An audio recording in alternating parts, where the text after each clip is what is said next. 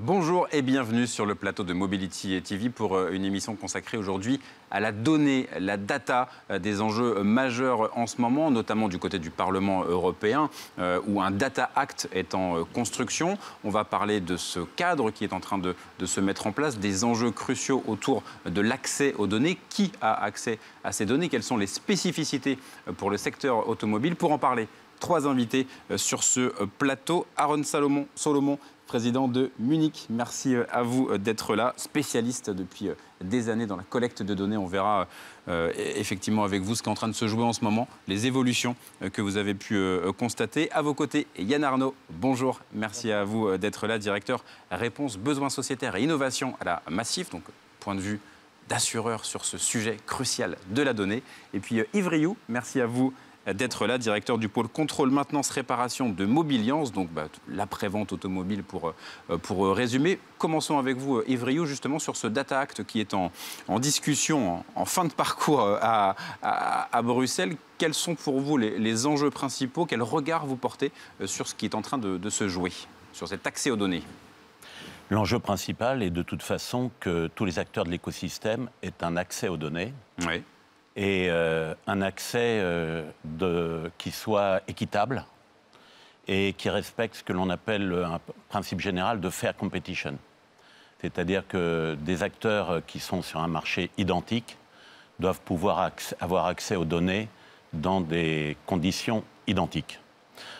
Si je prends le domaine de l'après-vente, tous les acteurs, tels que c'est le cas aujourd'hui, avec des véhicules qui ne sont pas équipés de fournisseurs de données, de systèmes. Aujourd'hui, tous les acteurs sont en compétition et c'est ce qui fait la richesse de notre écosystème.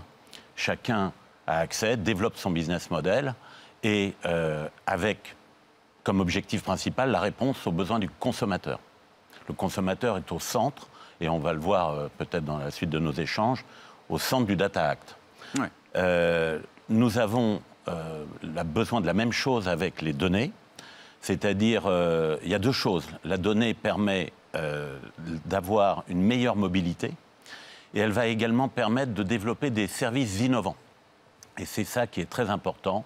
Et justement, les actions de Mobiliance, depuis des années, vont dans ce sens pour que tous nos acteurs de l'écosystème puissent avoir cet accès équitable pour les données. Yann Arnaud, pour qu'on comprenne bien ce qui est en train de se jouer, qui est donc majeur, on parle de nouvelles règles qui vont, donc générales, qui vont augmenter le volume de données disponibles, qui seront donc données réutilisées. On parle de 270 milliards d'euros de PIB générés au niveau européen, 270 milliards d'euros supplémentaires, donc c'est forcément crucial et c'est pour ça qu'il faut un cadre clair et équitable, comme l'a évoqué Yves Rioux. Ouais, probablement qu'on est même, c'est la fourchette basse, ça, 270 milliards. C'est la valeur qu'on peut créer, en fait, quand on maîtrise quelque chose qui est quand même, et je pense que c'est l'un des enjeux, au cœur de l'intimité de chacun. Savoir où se déplacent les gens, on a une somme de connaissances qui peut être exploitée donc, à des fins diverses. Commerciales, on y pense évidemment en première chose, mais ça peut être aussi tout simplement de rendre service, d'améliorer la vie de l'ensemble de la société, etc. Donc il n'y a pas que du financier autour de ça. Mais c'est un enjeu qui est extrêmement important et donc évidemment... tous les acteurs économiques se disent « je veux en faire partie, d'accord ? Je veux avoir une partie de ce potentiel ». Et donc, effectivement, c'est très important de réfléchir avec ça, parce que ça explique pourquoi ce sujet est quand même assez... fait l'objet de rapports de force qui sont quand même très marqués. Et puis surtout, finalement, de dire qu'on parle de quoi ? Et Yves le disait, c'est extrêmement important, c'est on parle de données qui sont des données personnelles. D'accord ? C'est-à-dire qu'en fait, ça ne doit pas se faire dans un cadre qui est complètement celui de la libre concurrence et sans règles, parce qu'on est quand même en train de parler de la vie des gens. Et donc, suivant l'exploitation qui peut être faite de ces données, du coup, en tant que consommateur, en tant que conducteur, on peut être plus ou moins satisfait, et donc il faut qu'on ait la maîtrise de ça. Donc je ne vais pas être trop long en préliminaire, mais c'est de dire que finalement on pose assez vite en fait les enjeux, qui sont des enjeux de comment on respecte le libre choix du consommateur, Comment est-ce qu'on fait pour finalement innover, tirer parti de cette nouvelle manière? Et comment est-ce qu'on garantit le fait qu'il ne va pas y avoir des super acteurs qui vont contrôler et d'autres acteurs qui seront plus bas dans la chaîne et eux qui vont être dépendants de ça? Et donc finalement, quand on pose ça, on voit bien qu'il y a besoin de légiférer et c'est un peu l'objectif du Data Act. Effectivement, Aaron Solomon, chez Munich, dont vous êtes le fondateur spécialiste dans la collecte de données depuis des années. Quel regard vous portez sur ce Data Act, justement, parce que c'est quelque chose que vous avez vu évoluer de manière spectaculaire, forcément? Tout à fait. Alors, peut-être je vais te présenter sommairement Munich. Bien sûr, voilà. Munich, c'est une société française qui a été établie en 2002, dont le métier est de fournir une plateforme matérielle et logicielle pour l'accès aux données véhicules. Et le développement, la production et l'opération de services exploitant ces données. Alors pour illustrer pourquoi cette activité, et on reviendra tout à l'heure sur le sujet autour du Data Act, la voiture est un système fermé, contrairement aux ordinateurs et aux téléphones qu'on utilise dans notre quotidien, dans lesquels on peut rajouter des services pas nécessairement développés et même souvent pas développés du tout par le fabricant, le concepteur du produit. Eh bien, contrairement à cela, dans la voiture, les seuls services qu'on peut parfois rajouter, parce que la plupart du temps on ne peut absolument rien rajouter du tout, ce sont les services développés par le constructeur et c'est extrêmement fermé, verrouillé. Alors que pour autant, la voiture produit certainement beaucoup plus de données que n'importe lequel des produits dont je viens de parler. C'est des gigaoctets, voire des téraoctets pour les véhicules les plus récents, produits par jour. Donc c'est une somme colossale d'informations qui est vraiment l'enjeu du Data Act. Donc pour nous, notre métier à nous, c'est d'apporter donc des technologies embarquées, la partie matérielle qu'on va intégrer dans le véhicule sur la prise OBD, la fameuse prise OBD. Ouais. Je pense que je ne la présente plus aujourd'hui. Dans le secteur, on connaît. Voilà. Au grand public, parfois, si, mais... Ouais. J'imagine qu'à force. Et puis, une partie logicielle, donc le logiciel embarqué dans ces terminaux embarqués, d'une part, une plateforme ouverte, et une plateforme cloud qui permet de justement à gérer, administrer ces terminaux et accéder aux données, développer des services. C'est un petit peu comme si, en utilisant la technologie Munich, c'est un petit peu comme si on rajoutait un iPhone, on le branchait à l'intérieur de la voiture, au milieu de tous les calculateurs qui constituent la voiture, et qu'on pouvait, à partir de ce moment-là, rajouter des logiciels dans cet iPhone et accéder à toutes les données véhicules. C'est ce que nous faisons. Alors, sur revenir sur la question... Après, non, mais c'était exactement ça, poser le décor pour qu'on comprenne bien l'enjeu. Donc, sur la question sur le Data Act traite finalement de la question de la problématique de l'accès aux données dans une vision qui n'a pas évolué, qui est toujours fermée, un véhicule fermé. Finalement, c'est un puits de données. Il y a, je crois que c'est le data holder qui va collecter ces données et les distribuer. C'est un peu le principe. Pardon ? Gatekeeper. Qui va collecter ces données. Et on parle de rendre ces données ensuite accessibles aux conducteurs. Ce que le Data Act ne traite pas, un des points dont le Data Act ne parle pas précisément, c'est quid de ceux qui veulent ajouter du logiciel dans la voiture. C'est un petit peu comme si Apple était le seul à collecter les données de ses smartphones, était le seul à décider de ce qui s'affichait sur ses écrans. On parle aussi de ça, on ne parle pas de ça non plus dans le Data Act. Et que finalement, les seuls rares heureux qui, un jour, pourront développer des services, doivent se contenter des données collectées par Apple dans des serveurs tiers et affichées par Apple sur les écrans. Ça, le Data Act n'en parle pas. Oui, effectivement, ça c'est un des enjeux. Alors peut-être Yves Riou, sur justement pour ce qui reviendra de la part de décision du consommateur, à quel moment ça peut se faire, ce consentement d'accès aux données, quelles seront les différentes possibilités et puis à quel moment ça se fait? Est-ce que vous, là, quand il y aura quelqu'un qui vient amener sa voiture, on sait déjà un petit peu comment ça va se passer ou ça va prendre du temps encore? C'est un vaste sujet et qui rejoint ce que vient de dire Aaron. C'est-à-dire que le Data Act, il est général et il met l'utilisateur au cœur du dispositif législatif très général, qui est toujours fermé, mais il ne dit pas exactement comment on va obtenir, qui va obtenir ce consentement, etc. Nous, en tant que Mobiliance, au cours des années durant lesquelles nous avons travaillé sur ce sujet, avec tous les acteurs, vous le savez bien, puisqu'on travaille tous ensemble. Nous travaillons avec les constructeurs, nous travaillons avec les équipementiers, les assureurs, les fournisseurs de dispositifs additionnels ou pas. Nous regardons justement comment faire pour que les opérateurs de services, je pense en particulier aux adhérents de Mobiliance, puissent proposer aux véhicules leurs applications et pouvoir obtenir derrière, fournir le service à l'utilisateur. Certains constructeurs ont déjà franchi le pas et l'ont publiquement accepté. C'est-à-dire accepter que sur des voitures, il y ait un système qui va pouvoir gérer les datas, qui puisse accepter des applications.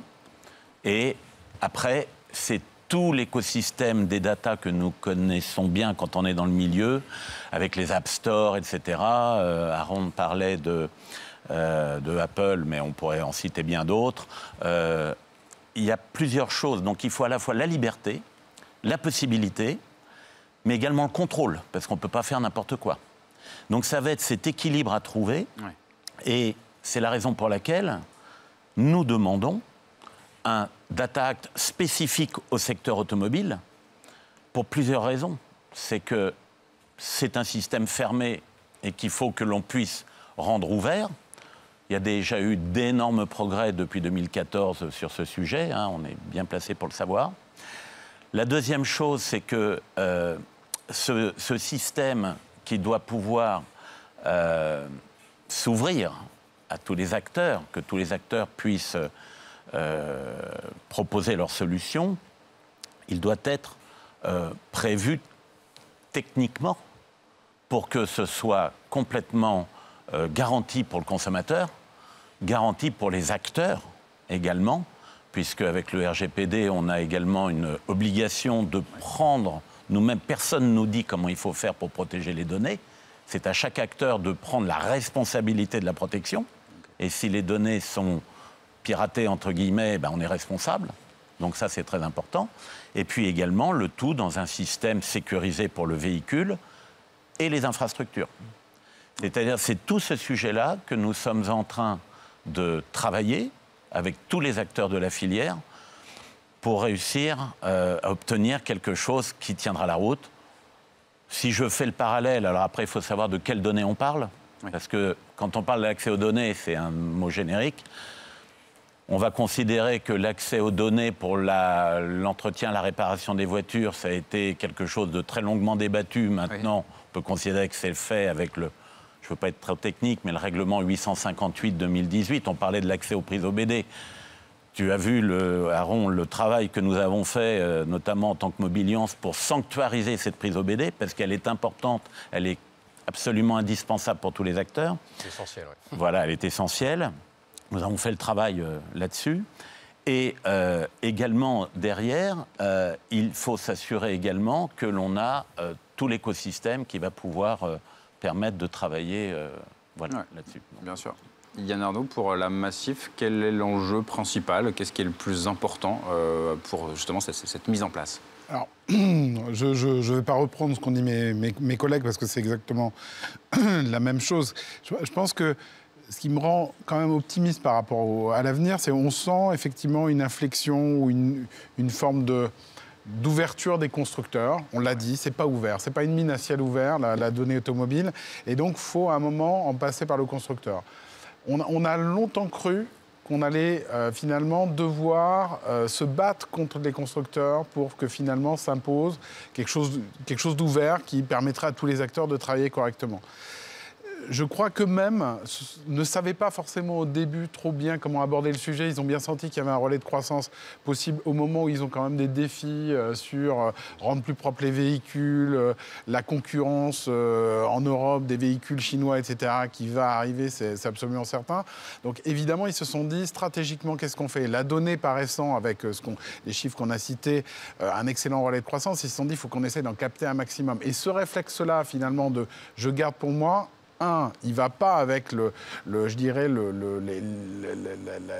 fond des choses qui est, encore une fois, ces données ne leur appartiennent pas, d'accord? Ouais. Et donc, il faut bien qu'ils réalisent, et je crois qu'ils sont en train de le faire, qu'ils sont à un point de passage. Certes, ils investissent beaucoup pour générer de la donnée dans les véhicules. ils le font payer aussi aux consommateurs. Faut pas non plus dire qu'ils le font gratuitement et donc du coup, il leur faudrait un retour. Ça, on le paye dans le prix du véhicule.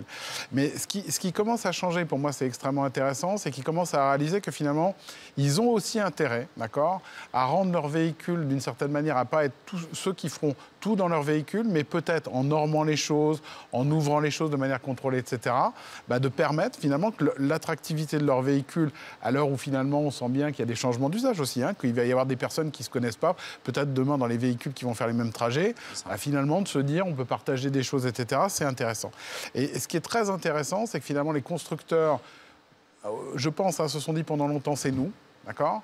Commence à voir, et ça c'est un petit peu inquiétant, que finalement aujourd'hui les constructeurs disent c'est nous avec un gros partenaire qui a juste l'inconvénient d'être une GAFAM. D'accord. Oui. C'est Stellantis avec Amazon, c'est Volvo avec Apple, etc. Donc ça, c'est peut-être pas une très bonne... Mais c'est pour ça qu'on doit aller vers, finalement, quel est le réceptacle technique qu'on va créer, d'accord ? Et moi, je suis très attaché, par exemple, à ce qu'on veille à la souveraineté européenne et que, par exemple, le RGPD s'installe dessus.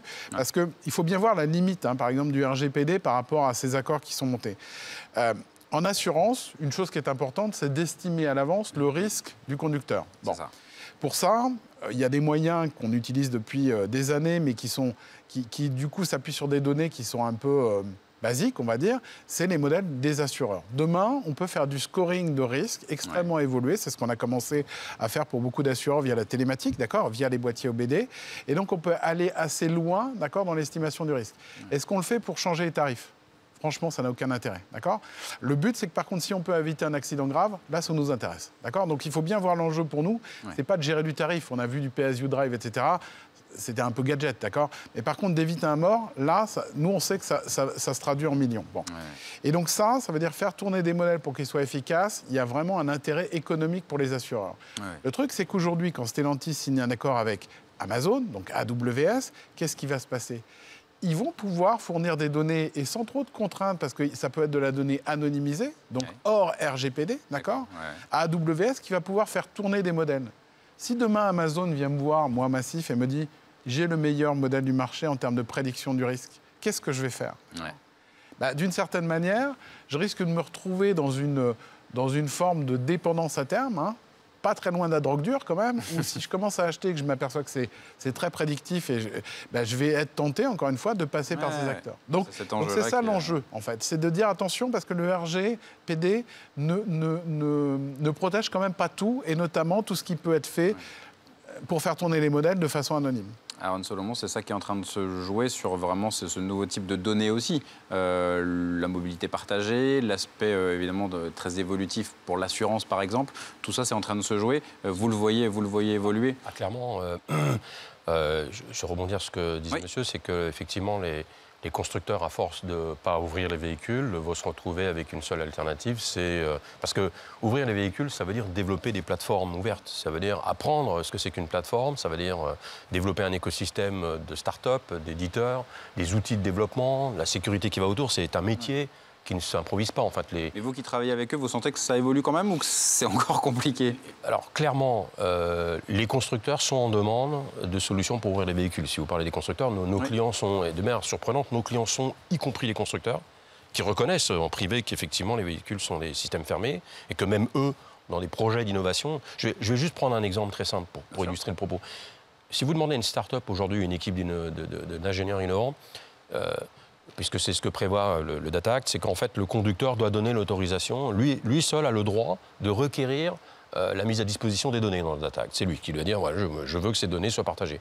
Donc la start-up doit aller voir ce conducteur à chaque fois qu'elle veut accéder à une donnée. Autorise-moi à accéder à ces données. On voit bien que ça ne fonctionne pas. Il va devoir autoriser 1 millier de start-up, si ce n'est pas 1 million, et modifier ses plans tous les jours. On va rapidement l'embêter. En plus, c'est confidentiel. La start-up n'a pas spécialement envie de dire sur quel algorithme elle travaille à l'instant T jusqu'à ce qu'elle publie. Donc ça ne fonctionne pas, ce principe-là. Donc la start-up, si vous lui demandez, ou l'équipe d'ingénieurs, à quelles données voulez-vous accéder ? Mais il va dire à tout, j'en sais rien. Parce que je ne sais pas ce que je vais en faire aujourd'hui. Ce que je sais, c'est que demain, j'aurai certainement des besoins nouveaux. Je suis dans la compétition, par définition. Donc, je vais accéder à tout. Ouais. Je vais même être à l'intérieur, pas dehors. Je vais être dedans, comme je le fais sur un smartphone. Donc ça, c'est un des sujets. Donc aujourd'hui, les constructeurs ont une problématique. C'est que ça, il faut le développer. Ces accès-là, il faut les développer. Ça ne s'improvise pas. Nous travaillons avec des assurances. Il faut qu'on se reparle après le plateau. Je me permets de cet aparté. Nous travaillons avec des assureurs qui veulent, donc soit sur le mileage par exemple, la question c'est comment on compte le kilométrage parcouru par un conducteur pour offrir des nouvelles offres d'assurance au kilométrage. Parmi nos 3 plus gros clients, 2 sont des assurances, une aux États-Unis, une autre en Europe. Et Metromile, je peux la citer aux États-Unis, qui est le leader de l'assurance au kilomètre, en fait. Qui regarde ça de très près, qui forcément... qui même fait plus que ça, qui a lancé une offre, sa seule offre aujourd'hui, c'est l'assurance au kilomètre. Okay. Il vise 60% des conducteurs nord-américains qui parcourent un certain nombre moins de 11 000 miles par an. C'est leur marché, c'est-à-dire 65% des Américains. Ouais, c'est vraiment ce type d'évolution qui est en train de se mettre en place. Même chose aussi pour vous sur vraiment ce côté très spécifique de la donnée, de la mise à jour permanente de la voiture. Forcément, c'est aussi quelque chose qui change pour votre métier. Oui, tout à fait. C'est en fait, voilà, je ne vais pas développer tous les cas d'usage qu'on a, mais il y en a un qui, je pense, parlera à tout le monde. C'est nous, on travaille actuellement à la Massif avec des systèmes qui sont des systèmes télématiques, donc un peu basiques, d'accord, dans le sens où on n'a pas l'intégralité des données qu'il peut y avoir dans le véhicule, d'accord, mais via des prises OBD sur chaque véhicule. Déjà, premier problème, c'est qu'il faut que nos prises OBD comprennent ce que dit le véhicule, et quelquefois c'est par marque, voire même par modèle, on est bien d'accord. Donc ça veut dire qu'il y a quand même un nettoyage et un travail avant de pouvoir apporter le service qui est extrêmement important, et techniquement, et dont à un moment, ça serait bien qu'on le norme, parce qu'encore une fois, c'est à partir de ça, si on doit apprendre chaque langue de véhicule avant de pouvoir envisager de faire des choses, on est encore loin, et c'est là où finalement ces grands accords, si on imagine Stellantis, c'est 13 marques, d'accord, c'est tous les véhicules. Quelque chose qui est très intéressant, hein, c'est au-delà de l'accord avec Amazon, c'est en amont, d'accord, pour gérer le véhicule, mais aussi, d'une certaine manière, je pense, générer de la donnée propre, d'accord. C'est l'accord qui vient de signer avec Qualcomm, d'accord, qui est le spécialiste mondial des systèmes, je dirais, de cœur des véhicules. Ça veut dire que globalement, sur ces 13 marques de véhicules-là, j'imagine que très très vite, on va avoir une homogénéité complète, d'accord, de ce qui va sortir du véhicule. Nous, en tant qu'assureurs, ce qui nous intéresse beaucoup, c'est de travailler aujourd'hui sur les jeunes conducteurs.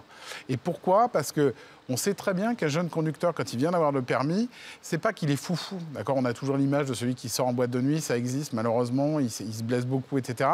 Mais c'est surtout qu'il n'a pas l'expérience de la route.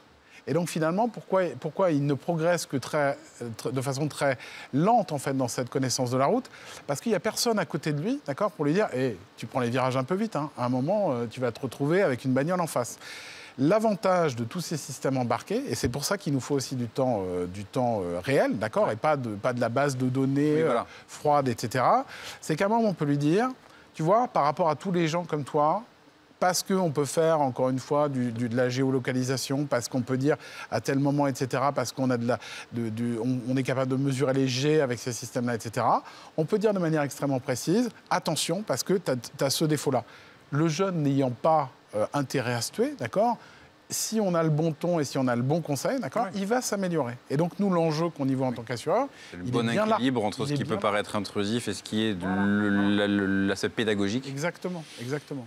Et donc, ça, c'est vraiment pour nous l'un des points sur lesquels il faut qu'on travaille et pour lequel on essaie d'expliquer que l'accès à ces données, c'est quasiment de l'ordre du bien commun ou de l'intérêt public. Ouais.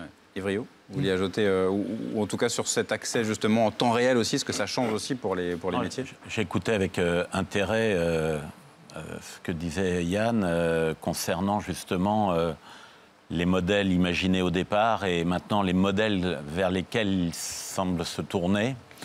C'est un peu ce que je disais tout à l'heure, il faut savoir de quelles données on parle et pour quels usages. Oui. J'ai entendu parler là, des données d'intérêt général et d'ailleurs il y a des dispositions spécifiques, y compris dans la loi française, dans la loi L'Homme, concernant l'accès aux données d'intérêt général. Et puis après, tout ce qui est B2B a été renvoyé à Bruxelles, puisqu'il y a un grand marché qui s'appelle le marché européen, et que les voitures circulent et les données aussi. Tout va dépendre de l'usage et de quelles données on parle. Et nous avons travaillé, Mobiliance est présent, y compris dans les groupes ISO, pour définir, parce que celui qui fait la norme, il fait le marché. Donc c'est ce qu'on a tendance à dire. Et donc on travaille d'arrache-pied là-dessus pour avoir, par exemple, caractérisation des données, qu'on sache exactement ce que veut dire une donnée, pour avoir des catégories de données. On parlait alors on disait, mais moi je ne sais pas, donc du coup je vais tout prendre. C'est pas possible de tout prendre. Il y a des téragigas de données. C'est pour ça qu'il faut être à l'intérieur. Téraoctets. Alors, c'est à l'intérieur. Mais à l'intérieur, on n'y va pas non plus en disant bah, je fais ce que je veux et je pense ce que je veux. Il y a des validations par les constructeurs et on sera obligé, pour des raisons de sécurité, de le faire. Donc, on travaille sur tous ces dispositifs d'accès pour à la fois qu'ils soient sécurisés, mais qu'ils soient ouverts. Donc, c'est un équilibre qui n'est pas facile, mais on progresse.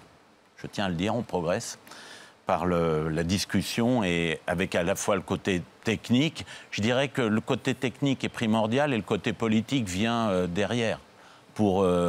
Parce que si on parle de politique en l'air avec du grand principe qu'on ne sait pas ce qu'on met dedans, si on ne sait pas ce dont on parle, c'est pas productif. Effectivement. Sur les données, le type de données, on a des données de comportement, mais on peut avoir aussi des données de comportement des composants de la voiture, qui sont importants. Et là, on peut avoir aussi une distinction entre les données, des données qui vont être nécessaires au constructeur quand il est fabricant de voitures. Et là, il peut en avoir besoin, je ne sais pas moi, à corriger un tirant de chasse parce qu'on a vu que ça prenait telle angulation dans un virage, il y a une remontée avec un capteur et on se dit zut, il faut modifier la chaîne de montage. C'est légitime. Et puis, la donnée technique qui va permettre de développer du service après-vente. Oui. Et celle-là, tous les acteurs doivent pouvoir y avoir accès. Et donc, on voit qu'il y a une remontée. Donc, il y a la remontée de l'utilisateur. Et puis ensuite, il faut regarder comment tout ça va pouvoir être utilisé par chacun. Ça peut être utilisé par des gens en dehors de l'écosystème automobile, qui ont vu que tous les jours, il y a 10 000 voitures de telle catégorie, des données agrégées, donc pas RGPD, 10 000 voitures de telle catégorie qui passent à tel endroit, je vais y mettre un panneau publicitaire parce que c'est peut-être là que j'ai envie de l'inciter à acheter tel produit. On voit que le champ n'a comme limite que l'imagination humaine.